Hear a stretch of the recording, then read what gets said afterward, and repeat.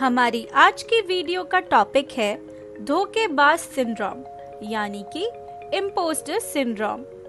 Impostor syndrome एक ऐसा विश्वास करने के एक आंतरिक अनुभव को संदर्भित करता है कि आप उतने सक्षम नहीं हैं जितना कि दूसरे लोग आपको समझते हैं।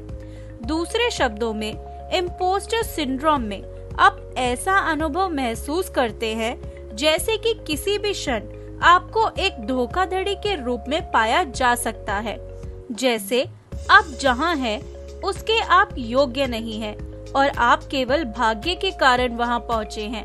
यह किसी को भी प्रभावित कर सकता है, चाहे उनकी सामाजिक स्थिति, कार्य पृष्ठभूमि, कौशल स्तर या विशेषज्ञता की डिग्री कोई भी हो। आप यह सुनिश्चित करने के लिए आवश्यकता से अधिक कठिन परिश्रम करते हैं कि किसी को पता न चले कि आप धोखेबाज हैं। एक दुष्चक्र की स्थिति जिसमें आप सोचते हैं कि उस कक्षा प्रस्तुति में आपके बचने का एकमात्र कारण यह था कि आप पूरी रात पूर्वाभ्यास करते रहे। यह syndrome diagnostic and statistical manual of mental disorder यानी कि DSM-5 में एक मान्यता प्राप्त विकार नहीं है। यह अनुमान लगाया गया है कि लगभग 70% लोग अपने जीवन में कम से कम एक बार यह अनुभव करते हैं। इम्पोस्टर सिंड्रोम की विशेषताएं: अपनी क्षमता का आभास ना होना, अपनी सफलता बाहरी कारकों पर डालना, अति प्राप्ति, अपनी सफलता को कम महत्व देना, आत्मसंदेह, डर होना कि आप उम्मीदों पर खरे नहीं उतरेंगे, बहुत चुनौतीपूर्ण लक्ष्य निर्धारित करना और अगर वो पूरा ना हो तो निराश महसूस करना। अगर आपको लगता है कि आपको यह सिंड्रोम है, तो अपने आप से ये सवाल पूछें: क्या आप अपने काम की छोटी छोटी गलतियों पर बेचैन होते हैं? क्या आप अपनी सफलता का श्रेय बाहरी कारकों को देते हैं?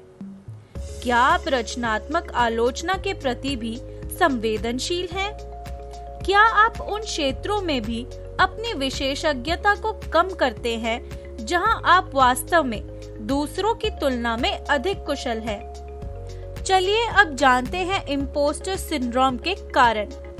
पहला है पारिवारिक पालन पोषण यानी कि फैमिली अपब्रिंगिंग। माता पिता की पालन पोषण की शैलियों को नियंत्रित करने या अधिक संरक्षित होने की विशेषज्ञता बच्चों में इम्पोस्टर सिंड्रोम के विकार को बढ़ावा दे सकती है।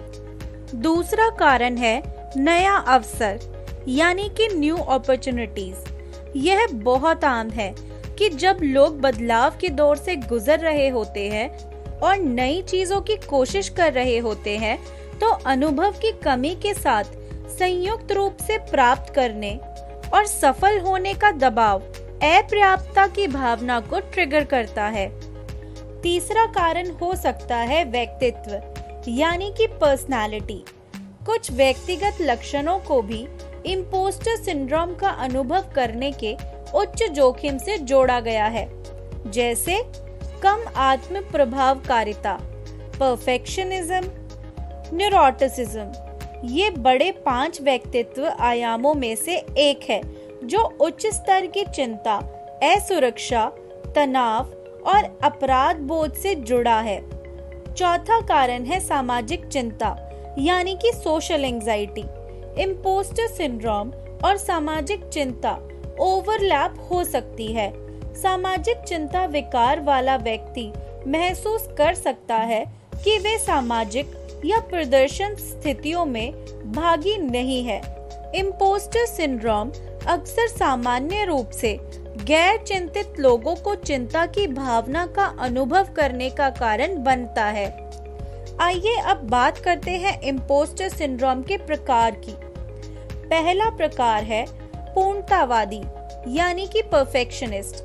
वे कभी संतुष्ट नहीं होते और हमेशा महसूस करते हैं कि उनका काम और बेहतर हो सकता है। अपनी ताकत पर ध्यान देने के बजाय वे इसे किसी भी दोष या गलतियों पर ठीक करने के लिए प्रवृत्त होते हैं। ये अक्सर आत्म दबाव और चिंता की ओर जाते हैं। दूसरा प्रकार है सुपर हीरो। वे अपर्याप्त महसूस करते हैं और जितना संभव हो उतना कठिन काम करने के लिए खुद को मजबूर करते हैं। तीसरा प्रकार है एक्सपर्ट। वे हमेशा अधिक सीखने की कोशिश करते हैं और अपने सीखने के स्तर से कभी संतुष्ट नहीं होते हैं। उन्हें लगता है कि वे अपनी विशेषज्ञता की दर से कम हैं। चौथा प्रकार है प्रतिभावान यानी कि जीनियस। वे अपने लिए अत्यधिक ऊंचे लक्ष्य निर्धारित करते हैं और जब वे अपने पहले प्रयास में सफल नहीं होते तो वे खुद को कुचला या दबाया हुआ महसूस करते हैं।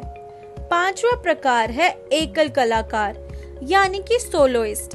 वे बहुत व्यक्तिवादी होते हैं और अकेले काम करना पसंद करते हैं। वे अक्सर अपनी उत्पादकता से बढ़ते हैं, इसलिए वे अक्सर सहायता के प्रस्तावों को अस्वीकार कर देते हैं। वे मदद मांगना कमजोरी या अक्षमता के संकेत के रूप में देखते हैं। अब बात करते हैं कि इम्पोस्टर सिंड्रोम से कैसे सामना करें। पहला पॉइंट है शेयर योर फीलिंग्स। अन्य लोगों से बात करें कि आप कैसा महसूस कर रहे हैं। तर्कहीन विश्वास तब होते हैं जब वे छिपे होते हैं और उनके बारे में बात नहीं की जाती। दूसरा पॉइंट है फोकस ऑन अदर्स। आप जैसी स्थिति में दूसरों की मदद करने की कोशिश करें। यदि आप किसी ऐसे व्यक्ति को देखते हैं जो अकेला लगता है तो उस व्यक्ति से अपने समूह में आने के लिए प्रश्न पूछें। तीसरा पॉइंट है असेस योर एबिलिटीज। यदि आप लंबे समय से सामाजिक और प्रदर्शन स्थितियों में अपनी अक्षमता के बारे में विश्वास करते हैं तो अपनी क्षमताओं का यथार्थवादी मूल्यांकन करें। चौथा पॉइंट है टेक बेबी स्टेप्स। चीजों को परफेक्शन से करने पर ध्यान केंद्रित न करें, बल्कि चीजों को यथोचित रूप से करें और कार्रवाई करने के लिए खुद को पुरस्कृत करें। पांचवा पॉइंट है स्टॉप कंपेयरिंग। हर बार जब आप किसी सामाजिक स्थिति में अपनी तुलना दूसरों से करते हैं तो आप अपने आप में कुछ दोष पाएंगे जो पर्याप्त रूप से अच्छा नहीं होने की भावना होगी। इसके बजाय बातचीत के दौरान दूसरे लोग जो कह रहे हैं उसे सुनने पर ध्यान दें। छठा पॉइंट है क्वेश्चन योर थॉट्स। जैसे ही आप अपनी क्षमताओं का आंकलन करना शुरू करते हैं और छोटे कदम उठाते हैं तो सवाल करें कि क्या आपके विचार तर्कसंगत हैं। जो कुछ भी आप जानते हैं उसे देखते हुए क्या यह विश्वास करना समझ में आता है कि आप एक धोखेबाज हैं। इस तरह से तर्कसंगत विचारों को बढ़ावा दे। सातवां पॉइंट है यूज सोशल मीडिया मॉडरेटली। हम जानते हैं कि सोशल मीडिया के अति प्रयोग से हीनता की भावना पैदा हो सकती है। यदि आप सोशल मीडिया पर एक ऐसी छवि डालने की कोशिश करते हैं जो आपके वास्तविक रूप से मेल नहीं खाती है तो यह केवल आपको धोखेबाज होने का एहसास कराएगी। आठवां पॉइंट है स्टॉप फाइटिंग योर फीलिंग्स। भावनाओं से मत लड़ो, इसके बजाय झुककर उन्हें स्वीकार करने का प्रयास करें। यह केवल तभी है जब आप उन मूल विश्वासों या भावनाओं को सुलझाना शुरू करते हैं जो आपको वापस पकड़ रहे हैं। नौवां पॉइंट है refuse to let it hold you back. अपने लक्ष्यों का पीछा करने से खुद को ना रोकें, चलते रहें और रुकने से इनकार करें। धन्यवाद।